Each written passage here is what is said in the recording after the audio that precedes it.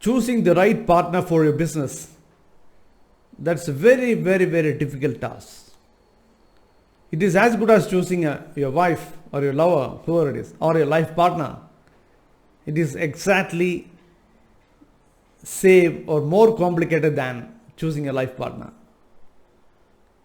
Because you are paying with money and a lot of your efforts and a lot of your years of experience, growth, everything. So how to choose partners, and what are the criteria and what are the techniques to be used while choosing the partner? That is what we are going to discuss today. The first and foremost is believe your guts. Don't laugh at me. It's a fact. Believe your guts. Your gut feeling is very, very important in this case. It's not just myself. Even Jack Canfield, he chooses his partner based on his gut feeling, and he documents it. First, he go by the gut feeling, then he documents it and do further analysis. So like that, you need to believe your gut. That's if somebody is coming to you and having a discussion with you regarding a partnership, from the corner of your heart, something will say, "Hey, Kalyan, no, this guy is not okay." So it is giving you a big signal not to proceed with that partnership. Don't laugh at me again. It is a fact. It is a fact. I have faced it many times. It has helped me a lot also. Many times this is my mind's the speech of my mind. The inner mind has always helped me many times. And whenever I have not hear to it, I face problems. So first is that you need to go by your inner instinct and document that. Okay, that is if you are in a discussion with the 2 or 3 or 4 people on starting a discussion, and what happens is when you're doing that, and if your mind is saying that this guy is okay, what you can do is you can pinpoint on that guy and do further studies and further discussion with that gentleman on a serious note. So on a serious note, how to do that? There are some techniques which can be used to analyze the people, because the partnership is basically an alignment of our our heart, right? Our feelings, our thought process, apart from money. So the first and foremost technique that you can use is SWOT. That is known to everyone, right? First and foremost technique that you can use is SWOT technique. Everybody knows SWOT. I think almost everyone. Okay, strength, weakness, opportunities, and threat. Is you need to do your SWOT, and you have to ask that bidding partner to do his or her SWOT and compare. For example, if you say that your weakness is short temper, and if the other partner, other person who wants to be your partner also have the same problem or short temper, definitely there is going to be a serious problem. So both of you need to discuss in detail, since both of you are short tempered, how you people are going to manage it, how you are going to overcome that. So such kind of study is very, very important before commencing your partnership. Another study that you can use to do a detailed personality test of each partner is Hexaco study. HEXACO. HEXACO. Okay. That Hexaco study will tell you, it will take around 15-20 minutes for you to fill that Hexaco study. It's an online test. And it will tell you the real personality in comparison with the national average. Okay, so you will be in a position to do a kind of introspection on who you are and what your mind, what your thought process, what your mindset says. So when you do that, you will get a more clarity on yourself as well as of your partner. The third study that you can do is MBIT, Myers and Briggs. Most of you knows that, right?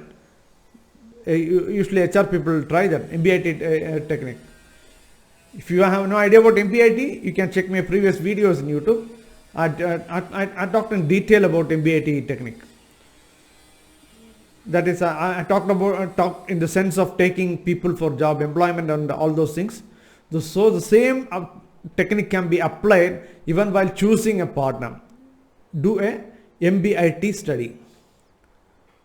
So studying these kind of things will help you to understand each other better and take a call before proceeding with the partnership. The next is go on a date for 6 months at least. Seriously. When you are getting to when you plan to marry, you go on a date with a girl or a boy for some time. Why? You are dating them, dating him or her, because you want to understand, you want to know him or her better.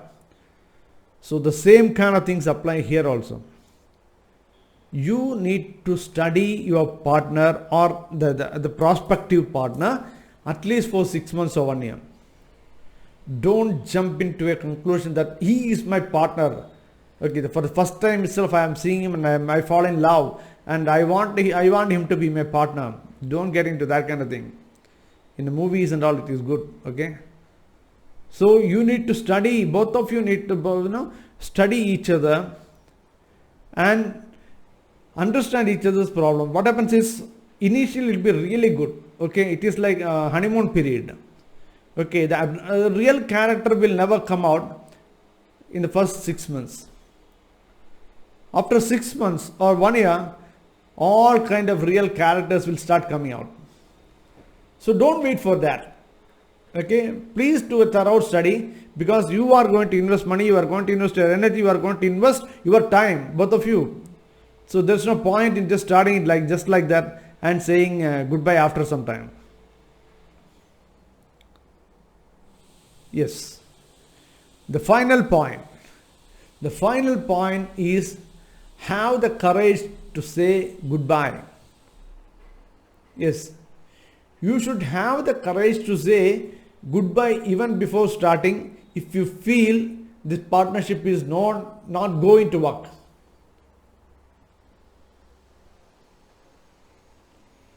If you are not in a position to say that, what will happen is, okay, anyway we have started, no, anyway we have decided to go ahead.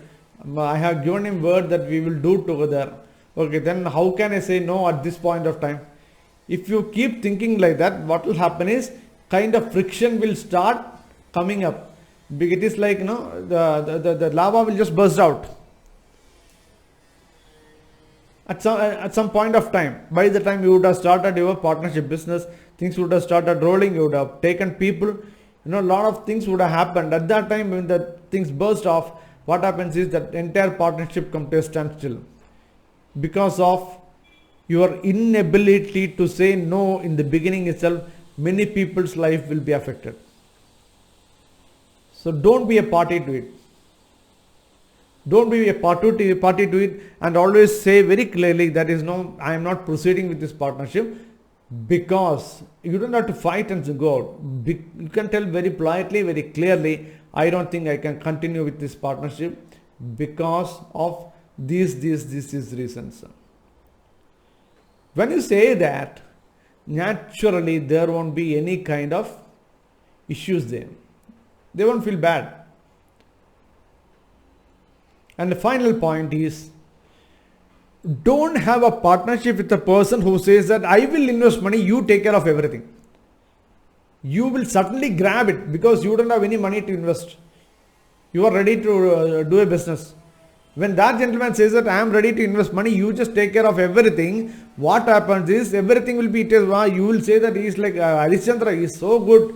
Okay, he is like Karna, Lord Karna. Okay. King Karna, okay, he is ready to give anything, okay, he is so generous and all those things.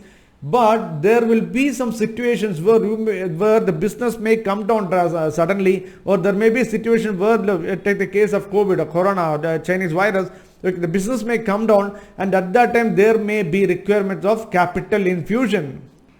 At that time, when you go back to him, he may say something. He may say something saying that you don't know the problem here, you don't know how difficult it is to infuse fund because you have not infused any capital.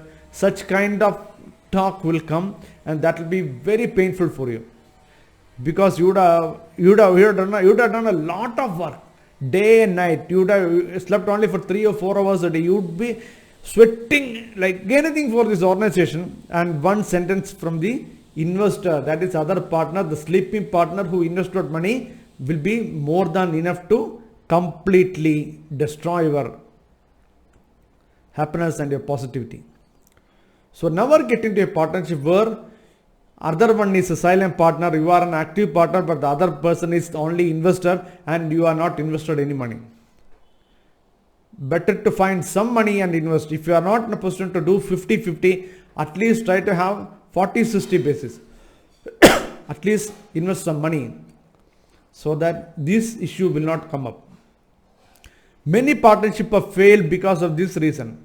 And many partnerships where I have personally, many people have come to me and said, I still remember one person coming to me and literally crying, saying that the other partner said to third parties that this guy is only my employee. I am the one who invested money. So don't get into such kind of things. So please start your partnership only if you have money. Like I said already, you should have a clear-cut documentation also. You should have an agreement also between yourself, and that agreement should also write very clearly what is it that you are expecting from the other side, what is it that you are expected to do from your side, and all those things. What will you do if there is any loss? What will you do if there is any profit? And all those kind of things should be included in this agreement. So I'm sure this would really help you, and like I said, if you need that link to any of those studies, please let me know. I'll be only very happy to share with you. Okay, please, if you need that link, please WhatsApp me in my number. Whatever, if you want Execo or if you want MBIT, please WhatsApp me. Just mention that. I will be really happy to share with you. Also, please do comment so that it will be a motivation for me. Thank you so much for watching. All the best.